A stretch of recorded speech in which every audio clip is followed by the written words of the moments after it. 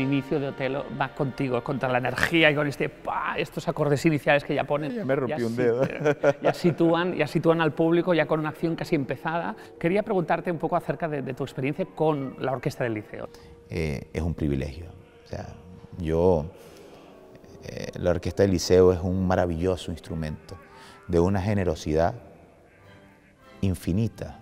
Por ejemplo, fue mi primer trovatore y desde el primer momento hubo esa apertura en el trabajo del descubrir, del no conformarnos con lo que nos ha dicho la tradición, respetarla. Yo siempre pienso mucho eso. Simplemente pues el hecho de descubrir aquellas cosas que están allí pues que a veces no nos damos cuenta de que he descubierto una orquesta maravillosa de un nivel muy alto. Contigo están felices, solo entrar por la puerta, la perspectiva que se les abre es fascinante, el trabajo que ha hecho también Josep, el titular, claro, vamos, de mejora continuada. Es que se siente en la casa pues un nivel de excelencia que es muy importante.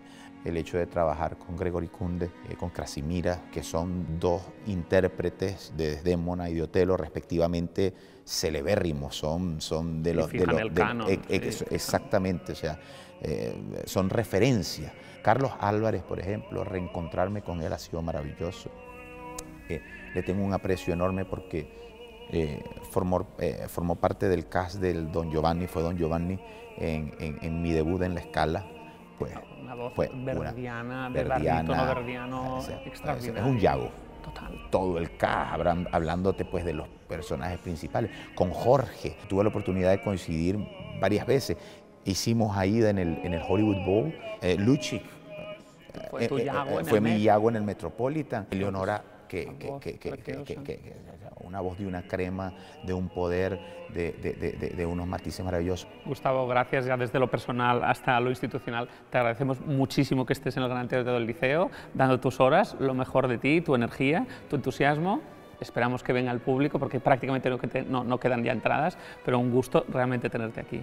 Bueno, el gusto es para mí y que espero que puedan disfrutar de esta maravilla y sobre todo pues en estos tiempos en los cuales la música es una medicina para el alma, en estos tiempos tan difíciles que estamos viviendo.